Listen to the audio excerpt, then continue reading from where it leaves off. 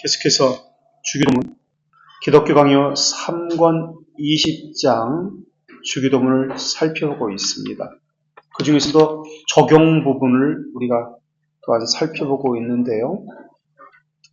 성경을 해석할 때, 그러니까 하나님의 뜻이 무엇인지를 알고자 할 때, 그래서 우리에게 적용하고자 할 때 어떻게 해야 되는지 우리가 지금 살펴보고 있는데, 첫째, 성경의 비유적인 내용보다 문자적인 진술에서 교리를 끌어내야 한다고 했습니다.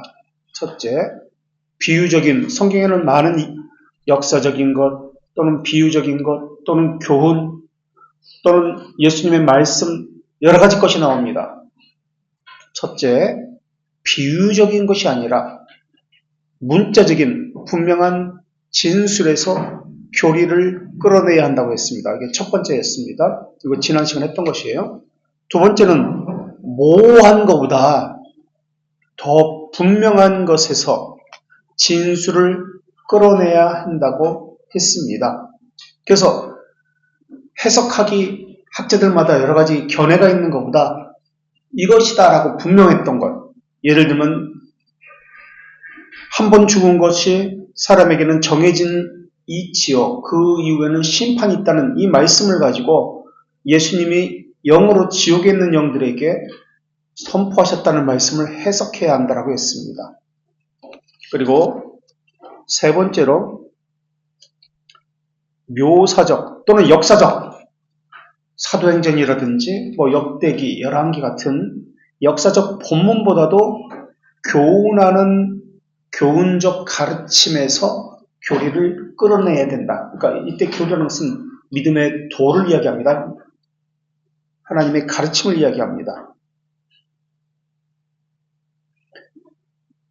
그래서 역사적 서술 본문보다 교훈적 가르침에서 끌어내야 한다. 여기까지가 지난 시간에 했던 겁니다. 그리고 오늘은 네 번째로 한 가지 특정한 주제를 언급한 한두 구절에서보다, 여기서가 아니라 어떤 특정한 주제를 언급한 한두 구절에서가 아니라 가능한 한 많은 구절에서 또는 적절한 구절에서 교리를 끌어내야 합니다. 예를 들어가지고 데살로니가전서 1장 10절과 5장 9절에 이런 말씀이 있습니다. 하나님이 우리를 세우심은 노하심에 이르게 함이 아니요 오직 우리 주 예수 그리스도로 말미암아 구원을 받게 하려 하십니다. 노하심에 이르게 하기 위해서가 아니라 구원에 이르게 하기 위해서다. 이 구절을 가지고 교회는 하나님의 노하심에서 또는 환난에서 이러한 것들을 겪지 않을 것이다. 고통을 겪지 않을 것이다. 라고 해석한다면 이것은 잘못된 해석입니다. 왜냐하면 다른 성경, 많은 성경 구절에서는 큰 환난이 있을 것이라고 말씀하고 있기 때문에 그렇습니다. 예를 들어서 마태복음 24장 21절과 22절에서는 이렇게 말씀하고 있습니다. 이는 그때 큰 환난이 있겠습니다. 창세로부터 지금까지 이런 환난이 없겠고 후에도 없으리라. 22절 그날을 감하지 아니하면 모든 육체가 구원을 얻지 못할 것이나 그러나 택하신 자들을 위하여 그날들을 감하시리라 라는 말씀입니다. 그러니까 택하신 백성도 환난을 당한다는 말씀입니다. 그런데 택하신 백성을 위해서 그 환난의 날들을 감하신다라는 본문입니다. 또 다른 성경 구절에서는 계시록 7장 14절에서는 이는 큰 환난에서 나오는 자들인데 어린 양의 피에 그 옷을 씻어 시게 하였느니라. 환난에서 나오는데 그 사람들을 환난을 통해서 어린 양의 피에 그 옷을 씻어서 시게 하셨다. 연단케 하셨다. 환란을 통해서 연단케 하셨다는 말씀입니다.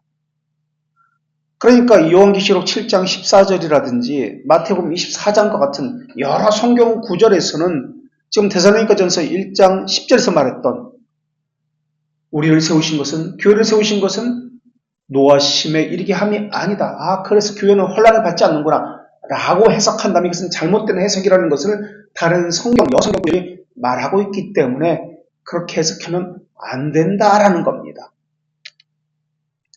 데살로니가 전서 한 구절만 가지고 정치성, 통일성이 없는 상태에서 그 부분적인 것만 가지고 성경을 해석해서 우리는 하나님의 택한 백성이기 때문에 택한 교회는 환란을 받지 않는다라고 해석하면 안 된다라는 겁니다. 성경의 일치성에 어긋나기 때문에 그렇습니다. 통일성을 가지고 이야기해야 합니다. 이게 교리예요. 교리적 체계는 성경의 보편성, 일치성, 역사성을 가지고 말하는 것이 교리입니다.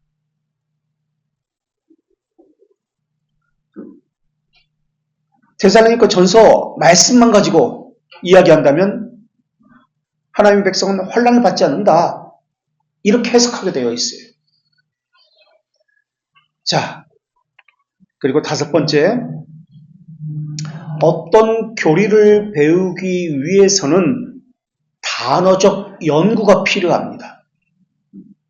예를 들어서 단어적 연구가 필요한데 다섯 번째 성경을 해석하려면 하나님의 뜻을 바르게 하려면 삼위일체라는 단어가 성경에 나옵니까?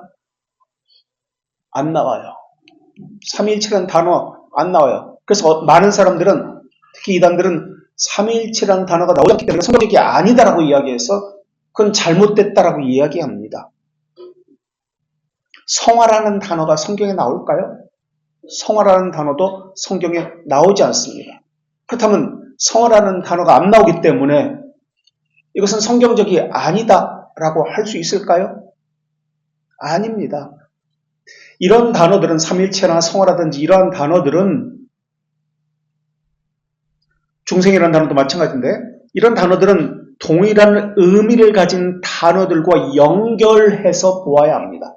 그러니까 삼위일체, 성화 이런 것은 요약된 단어입니다. 어떤 의미가 있는 단어들을 합쳐서 요약한 단어들입니다. 그래서 성경에서 그 단어가 말하고자 했던 것이 무엇인지, 왜 이 삼위일체라든지 성화라는 것이 어디서 이렇게 나왔는지 이것을 살펴봐야 합니다. 그렇지 않으면 성경에 없어, 이건 잘못된 거야 라고 하게 되어 있습니다. 그렇기 때문에 다섯 번째, 어떤 교리를 배울 때 단어적인 연구가 필요하다. 하나님의 뜻을 우리가 이 땅에서 이루어지는 것, 그러니까 우리에게서 적용되어지고 실천되어지는 것을 지금 살피고 있습니다.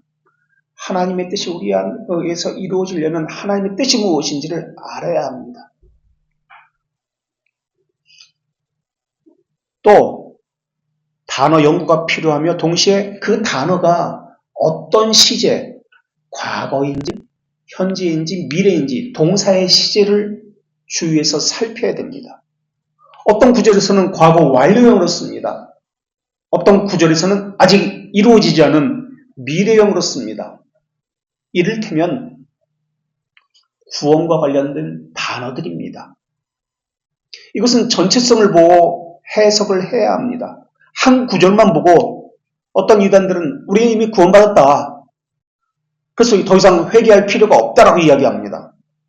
우리 이미 구원받았고 이미 이루어진 것이다. 과거 완료형으로 해석을 해버립니다. 근데 성경은 그렇게 말하고 있지 않습니다. 물론 어떤 성경에서는 어떤 부분에서는 과거형으로 씁니다. 그런데 구원을 말할 때는 아직 이루어지지 않은 미래형으로 쓰기도 합니다. 그렇기 때문에 동사의 시제를 주의해서 살펴봐야 합니다. 구원은 이미 이루어진 것이니까 마음 놓고 살아도 된다. 회개할 필요가 없다. 이미 구원받았으니까 라고 해석한다면 잘못된 해석이라는 겁니다. 그래서 그 단어가 의미하는 것, 그 동사가 어떤 동사 시제를 썼는지 이것을 살펴보고 교리를 해석해야 합니다. 이것이 5번째입니다. 6번째로 하나님의 뜻을 살필 때 성경에서 추론이나 교리적 추측을 해서는 안 됩니다. 추론, 상상하는 거, 추측을 하면 안 됩니다. 천국을 묵상하면서, 예를 들어서 천국을 묵상하면서 천국은 어떤 모습일까? 그런 이야기들을 많이 했죠. 아기의 모습이다. 가장 순수한 아기의 모습이다. 아니다. 가장 젊은 청년들의 20대 모습으로 거기선 살고 있을 것이다. 이렇게 생각을 합니다. 그러나 이건 역시 모두 추측입니다. 상상입니다. 성경은 육체로 또는 어떤 모습으로 이렇게 있는다라고 말하고 있지 않습니다. 분명하게 교리적 추측이 아니라 성경 말씀에 근거해야 합니다. 이런 추측으로 교리를 만들어서는 안 됩니다.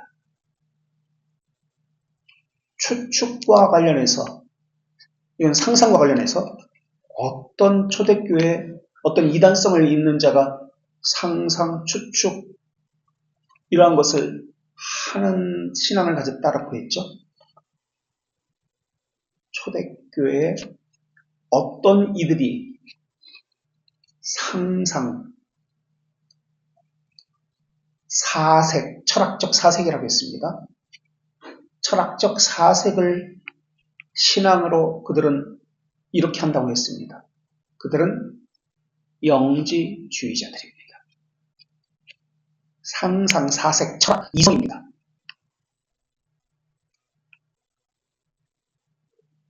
일곱 번째, 교리를 만들 때 또는 해석할 때 또는 고백할 때 성경의 강조를 더 중시해야 됩니다. 어떤 부분에서 성경이 더 강조되는지 이것을 중시해서 해석을 해야 합니다.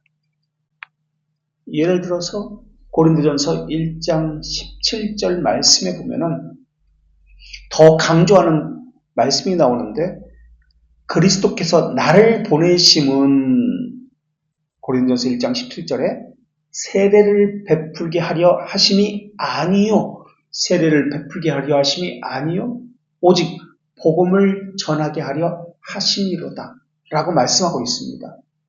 이 고린도전서 1장 17절에 보면은 세례와 복음을 전하는 것, 이것 가운데 사역의 우선순위가 무엇인지를 더 분명하게 강조하고 있습니다. 그러니까 성례가 아니다, 세례가 아니다, 무엇이 먼저다? 복음, 선포가 먼저다. 이것이 더 강조가 됐다, 더 중요하다라고 말하고 있습니다. 그래서 성경에서 어떤 교리를 우선시하고 강조하는지 이것을 살펴야 합니다. 또 8번째, 교리의 실천적 의미를 중시하는지 봐야 합니다. 교리는 아까도 얘기했지만 영지주의자들처럼 생각, 사색, 철학 여기서 머물지 않습니다. 여기 영지주의입니다. 생각에만 뭔가. 그러면 교리가 말하고자 하는 것은 혀의, 칼빈은 이렇게 이야기하죠. 혀의 교리가 아니라 삶의 교리다. 혀의 교리가 아니라 삶의 교리예요. 뇌의 교리가 아니라 삶의 교리입니다. 그래서 교리의 실천적 의미를 중시해야 합니다. 교리를 제시하는 것은 경건한 삶, 실천적 삶, 그러니까 순종과 관련되어 있기 때문에 그렇습니다. 그래서 성경에서는 믿음을 다른 말로 로마서에서 어떤 단어로 바꿔 사용하고 있다고 그랬죠?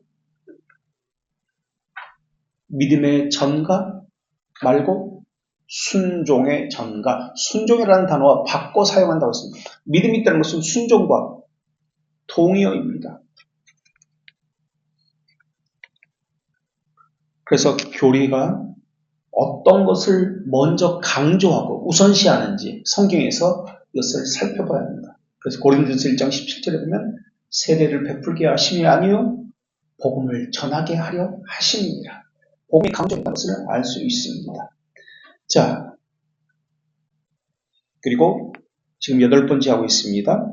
실천적 의미, 경건한 삶과 관련되어 있다라는 것을 말씀드리고 있습니다.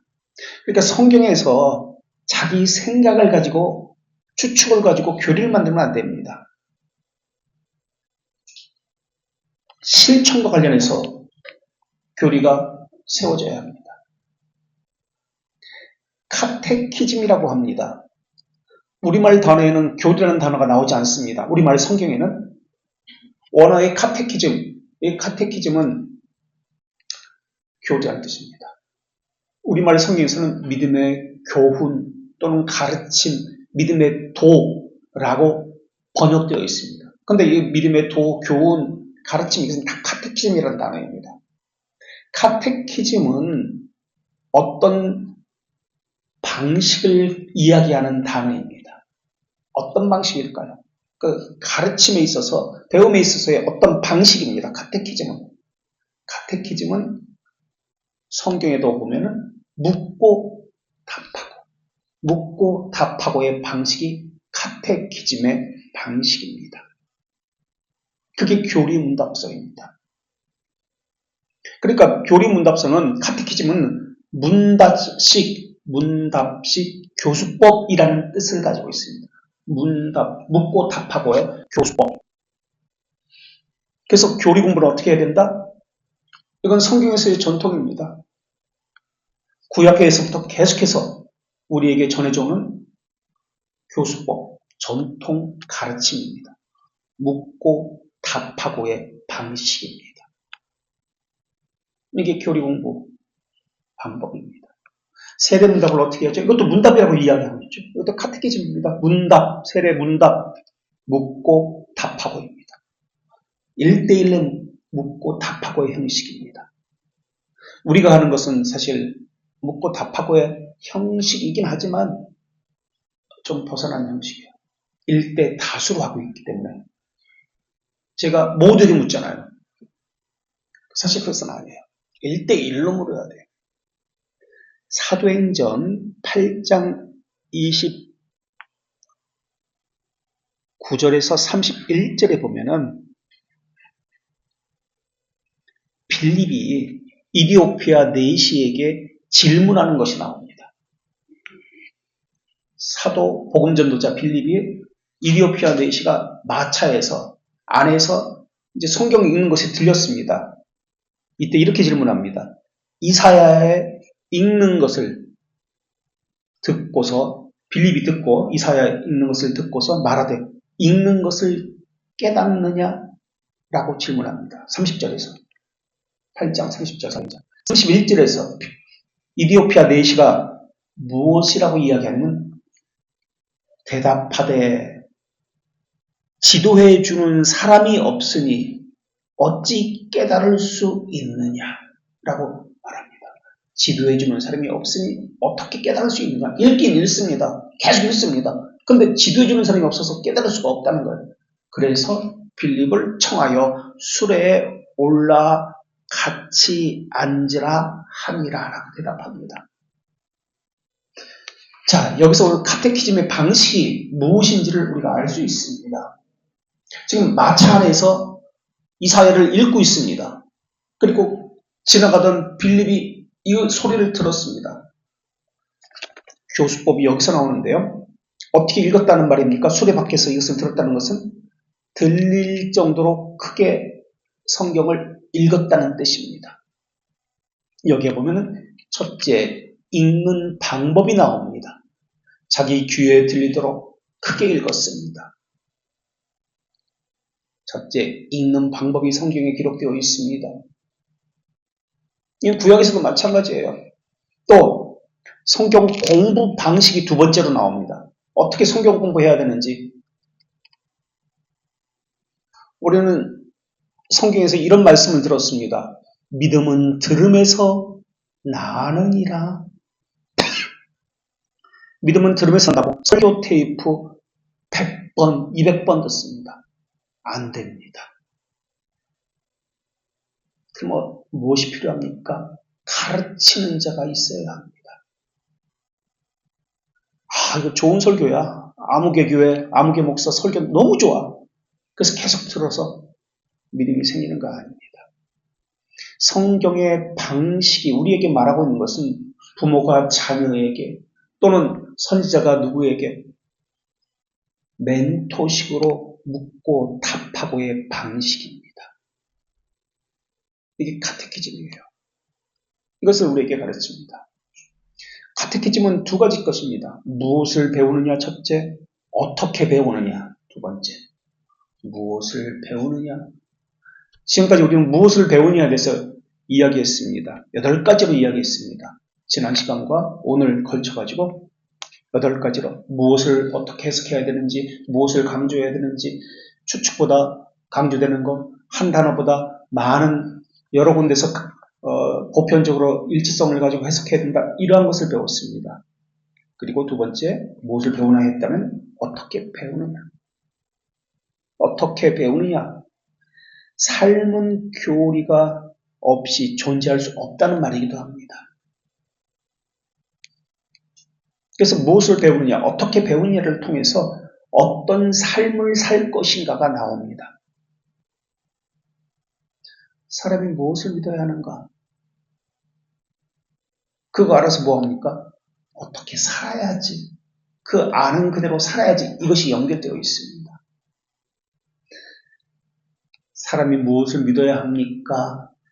그래서 교리문답서를 보면 두 가지 방식으로 큰 두 가지 주제로 교리문답서가 작성되었습니다. 첫째, 무엇을 배우느냐. 둘째, 어떤 삶을 살아야 되느냐. 어떤 삶을 살아야 되느냐. 이게 교리문답서예요. 사람이 무엇을 믿어야 되는가? 두 번째, 하나님이 우리에게 요구하시는 삶이 무엇인가? 그래서 예를 들어서 하이델베르크도 마찬가지입니다만 웨스트민스터 대교리 문답을 보면은 서론 1문부터 5문까지가 서론입니다. 그 다음에 무엇을 믿어야 되는지 믿음의 내용이 6문부터 90문까지입니다. 믿음의 내용. 무엇을 믿어야 되는가? 우리 무엇을 알아야 되는가? 6문에서 90문. 나머지 91문에서 169문까지. 그 아는 것을 가지고 어떻게 사는지 삶에 대해서 이야기합니다. 삶에 대해서. 91문부터 마지막까지. 그렇다면 우리 찬송가나 또는 성경의 앞뒷장에 나와 있는 것을 한번 볼까요? 무엇이 나와 있죠? 사도신경, 주기도문, 또 십계명이 나옵니다. 여기서 믿어야 되는 것, 우리가 믿어야 되는 것을 말하고 있는 것이 있습니다. 우리는 무엇을 믿어야 되는 것이죠? 무엇을 믿어야 되는 것, 어떻게 행동해야 되는 것, 이런 것이 나옵니다. 무엇을 소망해야 되는 것, 이런 것이 나옵니다. 무엇을 믿어야 되는 것, 이것을 요약해서 교리로 만든 것이 있습니다. 사도신경입니다. 무엇을 믿어야 되는지에 대해서 말하고 있는 것이 사도신경입니다. 그 무엇을 믿은 것을 가지고 어떻게 살아야 되는지가 나온 것이 있습니다. 어떻게 살아야 되는지, 그것은 십계명입니다. 십계명. 어떻게 행동해야 되는지, 어떻게 살아야 되는지 십계명. 그렇게 살아가면서 어떤 소망을 가져야 되는지, 어떤 비전을 가져야 되는지, 이것이 주기도문입니다. 어떤 소망을 가져야 되는지 주기도문. 이것을 한 단어로 요약하면 믿음, 소망, 사랑입니다. 믿음은 사도신경, 소망은 주기도문, 사랑은 십계명입니다. 믿음, 소망, 사랑. 무엇을 믿고 어떻게 살고 어떤 소망을 가져야 되는지 믿음, 소망, 사랑. 그래서 구원의 필요성을 제시하는 것은 무엇일까요? 병을 진단하는 것이 무엇일까요? 질병을 진단하는 것은 우리 안에 사랑이 없음을 진단하는 십계명입니다. 질병을 진단하는 구원의 필요성을 이야기하는 것이 십계명입니다. 우리 안에 사랑이 없다. 질병을 진단합니다. 구원의 필요성을 요구합니다. 이게 십계명. 약을 처방합니다. 병원에서 청진으로 이 사람의 병이 무엇인지 진단이 되었습니다.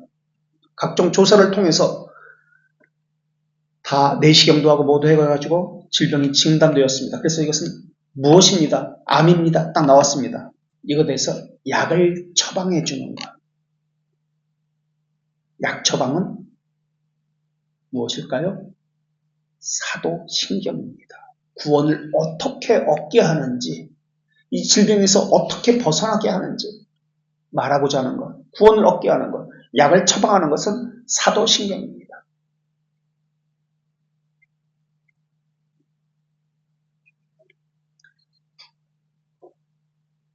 약을 처방하는 것이 사도신경이고, 그 다음에 이 건강을 약을 먹고 어떻게 유지할 수 있는지, 구원을 유지하고 구원을 전달하고 한 구원을 유지하는 것, 건강을 유지하는 것, 이것은 주기도문입니다.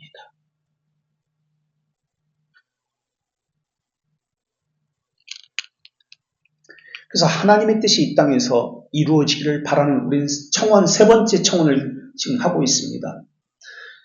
첫 번째 적용은 하나님의 뜻이 담긴 성경을 어떻게 해석해야 되는지 이것에 대해서 배웠습니다. 그냥 읽어도 안 됩니다. 안 읽는 것보다 낫겠지만 설교 테이프를 많이 들어도 안 됩니다. 배워야 합니다. 그 배움의 방식은 카테키즘의 방식으로 배워야 합니다. 이것을 적용 첫 번째로 말씀드렸습니다. 그리고 적용 두 번째는 하나님의 명령을 행해야 합니다. 들은 것, 배운 것, 많이 들은 것이 중요한 것이 아니라 하나를 들은 것을 행하는 것이 중요합니다. 하나님의 말씀과 명령이 행해지지 않는다면 이것은 반대로 이야기하면 내 생각, 내 뜻이 행해진다는 말입니다.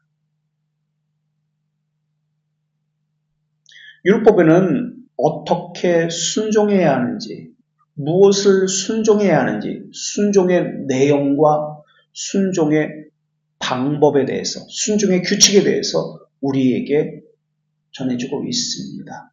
순종의 내용, 그리고 순종의 방법 또는 규칙을 우리에게 말해주고 있는 것이 율법입니다. 우리는 예수 그리스도의 순종의 의를 전가받아서 죄의 책임이 사라졌습니다.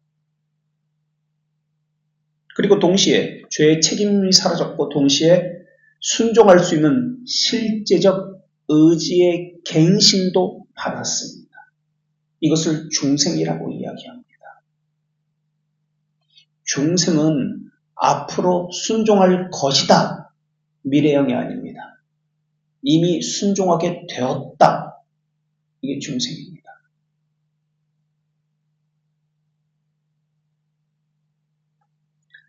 마태복음 7장 21절에서는 천국은 다만 하나님의 뜻대로 행하는 자라야 들어갈 수 있느니라 라고 말씀하고 있습니다. 천국에 들어갈 수 있는 자는 하나님의 뜻대로, 다만 하나님의 뜻대로 행하는 자만 들어갈 수 있느니라. 자만이라고 했습니다. 하나님의 뜻을 온전히 행해야 합니다. 또 우리는 하나님의 섭리의 뜻을 온전히 행할 수 있어야 합니다. 하나님의 뜻은 두 가지 것이 있습니다. 명령의 뜻이 있고 섭리의 뜻이 있다고 우리가 이미 배웠습니다. 그리고 이것을 교시적 뜻과 또 뭐죠? 명시적 뜻이라고 이미 배웠습니다.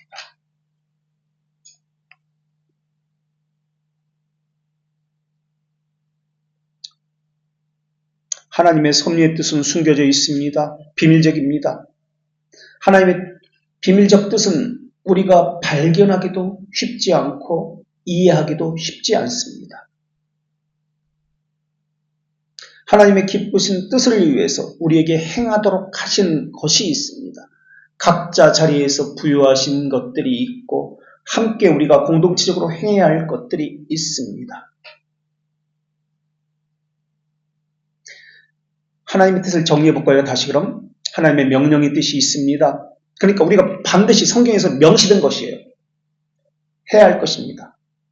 계시된 뜻, 성경을 통해서 명시된 뜻이 있습니다.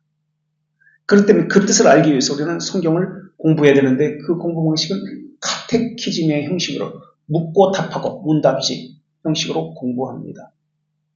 두 번째는 하나님의 숨겨진 비밀적 뜻이 있습니다.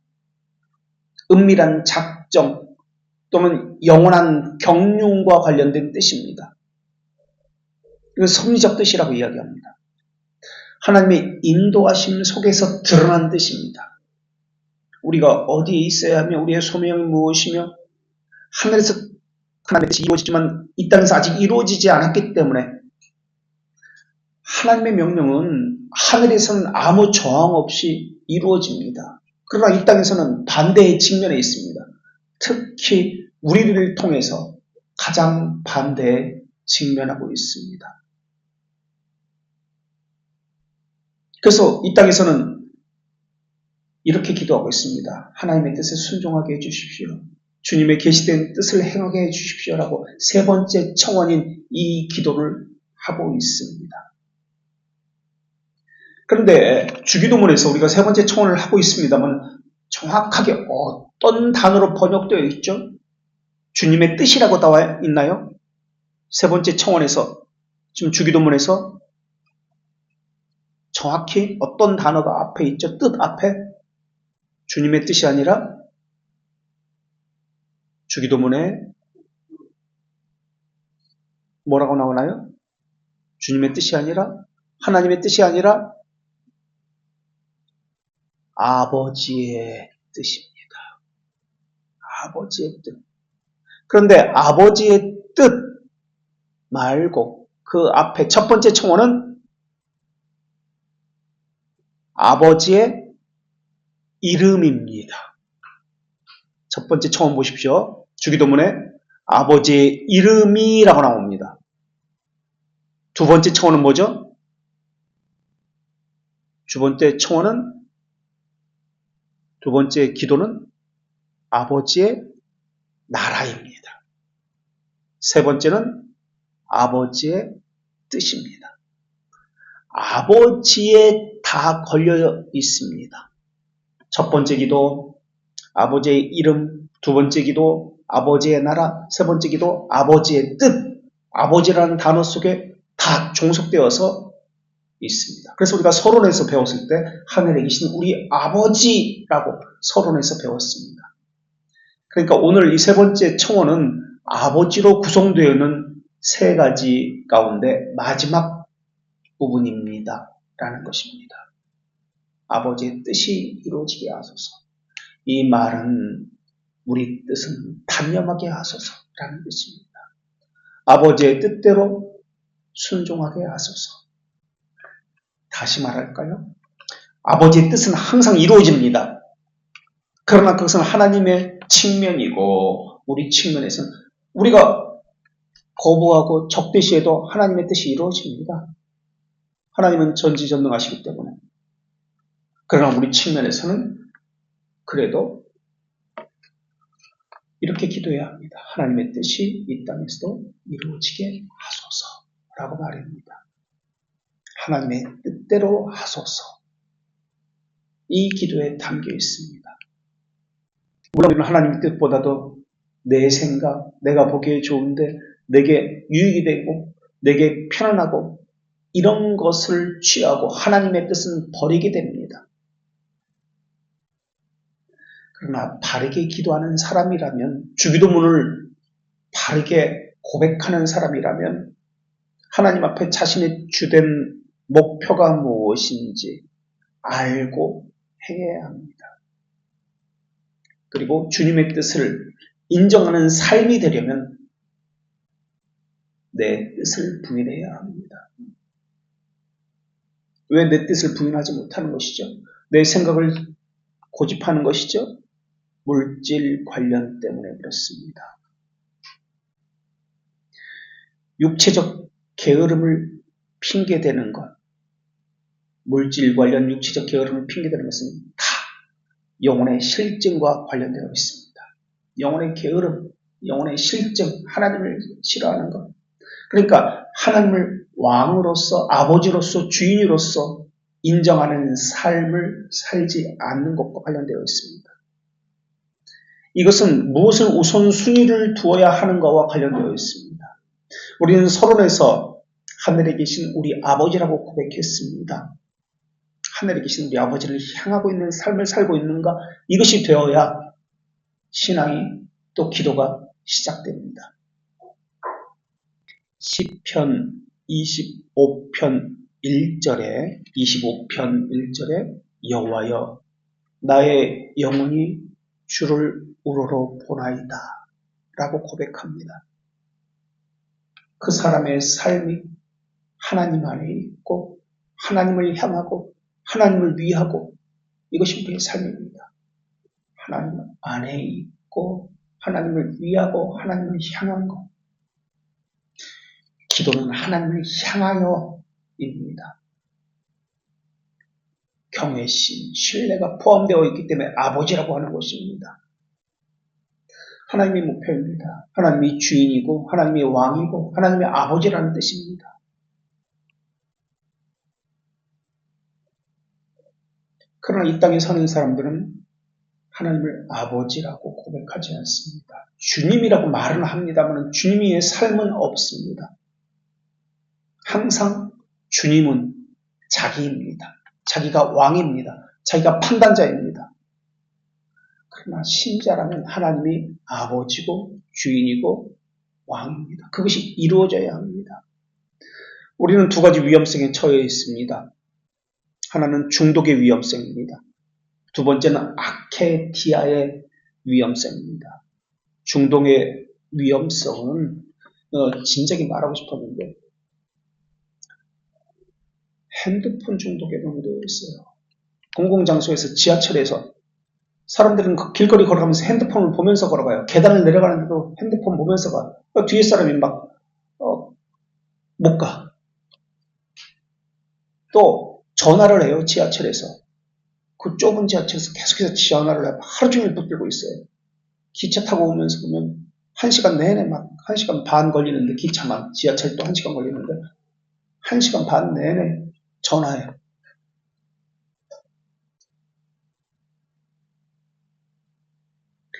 일주일에 핸드폰을 몇 시간 썼는지 그걸 일주일마다 알려주잖아요. 그 중에서 몇 시간만 줄인다면 충분히 책을 보고 묵상할 수 있는 시간이 되지 않을까요? 베드로후서 2장 19절에는 누구든지 진 자는 이긴 자의 종이 되느니라는 말씀이 있습니다. 누구든지 진 자는 이것에 중독된 자는 그것의 종이 되느니라. 이긴 자의 종이 된다라고 했습니다. 이긴 자가 종이 된다. 이긴 자의 종이 된다. 진 자는 이긴 자의 종이 됩니다. 우리는 하나님에게 종속되어져야 하는 사람입니다. 그런데 다른 것에 종속되어 있습니다.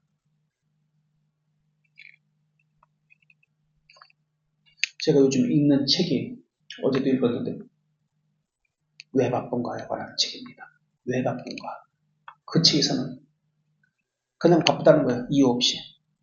바쁘게 생각하니까 바쁘다는 거예요. 실제는 바쁘지 않는데 바쁘다. 여러 가지 이유는 됩니다. 이제 그 얘기는 다음에 하기로 하고. 두 번째, 아케디아의 위험성인데 아케디아라는 것은 아까도 얘기했지만 나태, 무기력, 영적인 실증, 게으름을 이야기합니다. 무관식, 영적 건망증이라고 이야기합니다. 영적인 실증, 영적 게으름, 무관심입니다. 수많은 시간이 핸드폰이나 유튜브 보는데 또는 넷플릭스 이런 거 보는데 소멸됩니다. 전화 통화를 통해서 사람들과 수다를 떨면서 많은 시간이 소멸됩니다. 하나님과 연합하는 삶, 혼자 골방에서 하나님을 생각하는 그 삶은 없습니다. 시간을 다 빼앗겨버려요. 바쁘다고 생각되어지지만 여가 활동이나 다른 것 때문에 바쁜 게 아니에요. 그냥 디지털 세상에 빠져서 바쁩니다. 그냥 바빠요. 여유가 생기면, 조금이라도 여유가 생기면 디지털 세상에 빠져버립니다. 그 조금의 여유를 가지고 하나님을 생각하고 자신을 살피는 것은 없습니다. 아케디아에 익숙해져 있습니다. 아케디아, 영적 실증에, 나태함의 무기력에 익숙해져 있습니다.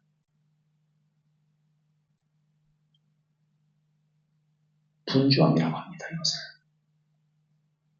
그래서 영적 실증은 분주함과 관련되어 있습니다. 정보는 끊임없이 들어옵니다. 그러나 그 정보는 심정에 도달하지 않는 정보들입니다.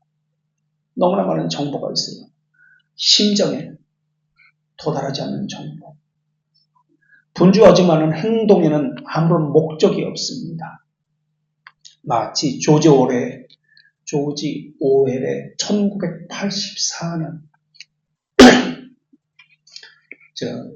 그때 대학생 때로 기억하고 있는데 1984년 그 책을 보고서 오래전에 봤죠. 감시자 빅브라더가 나옵니다. 우리가 그 빅브라더 감시자에 매여 있는 것처럼 그렇게 살아가고 있습니다. 혼자 있는 시간이 없어요. 자신을 돌아보는 시간, 하나님과 단독적으로 만나는 시간, 그냥 바쁘게 살아요. 바쁘게 사는 이유는 아까 그 바쁘게 산다는 그 책에서 자기를 돌아봐야 하는데 바쁘게 사는 이유는 바쁘게 사는 것이 좋다라고 옳다라고 믿기 때문에 바쁘게 산다라고 이야기합니다. 또 스스로 분주함을 택하기 때문에 바쁘게 산다고 이야기합니다. 깊은 고민은 깊은 진리로 인도합니다. 깊은 진리는 또한 자신에 대해서, 하나님에 대해서 깊은 문제로 또한 인도합니다. 그러나 세상 사람들은 그렇게 하지 않습니다. 그냥 겉핥기식으로 수많은 정보가 놓여 있습니다. 깊이 들어가지 못합니다. 교만은 다른 것이 아니라 인정받고 싶은 욕구, 자기를 과대평가하는 것, 소유욕, 자기 증명, 과욕 같은 것들입니다. 이것은 하나님으로부터 멀어지게 하기 때문에 그렇습니다. 우리가 지지난 시간에 신앙고백서의 순서는 창조, 섭리, 그 다음에 인간 창조, 천사 창조라고 이런 순서로 신앙고백서의 순서가 되어진다고 말씀드렸습니다. 인간 창조 다음에 나와야 하는 것은 인간 타락입니다. 그런데 웨스트민스터 신앙고백서에서는 인간 창조 다음에 천사 창조가 나옵니다. 왜 인간 타락이 나오지 않고 천사 창조를 다루고 있을까요? 순종의 대명사가 천사이기 때문에 그렇습니다. 인간 창조 다음에 죄, 타락이 나오지 않고 천사 창조가 나온 것은 순종을 말하기 위해서이기 때문에 그렇습니다. 그래서 키워드가 순종입니다. 또 천사가 타락의 대명사이기도 합니다. 그래서 천사처럼 너희도 인간 창조 후에 너희도 하나님의 뜻에 순종해야 한다 라는 것을 말하고자 함입니다. 그래서 천사 창조 다음에 신앙고백서에서는 타락, 원죄가 나옵니다. 그래서 신앙고백서에서 교리문답서에서 말하고자 하는 키워드는 순종입니다. 성령께서 내적으로 가르치는 것도 순종입니다. 하나님의 뜻을 분별하는 것, 순종은 하나님의 뜻을 분별하는 것, 아는 것과 실천적인 것, 행하는 것으로 구성되어 있습니다. 순종을 위해서 자기 포기를 하는 것, 자기 십자가를 지는 것, 순종을 위해서입니다. 하나님의 뜻은 순종입니다. 이것을 우리 측면에서 보면 반대로 자기 포기입니다. 자기를 부인하는 것이라고 성경은 말하고 있습니다. 그래서 예수님의 제자는 자기를 부인하고 문제입니다. 그것이 되지 않으면 십자가를 지는 삶은 없습니다. 자기를 부인하고 자기 십자가를 지고 나를 따르는 삶입니다. 이것이 성경이 말하는 하나님의 뜻이 우리 안에서 이루어지는 것을 기도하는 사람의 삶입니다. 여기까지 질문이나 하고 싶은 말씀 있으세요?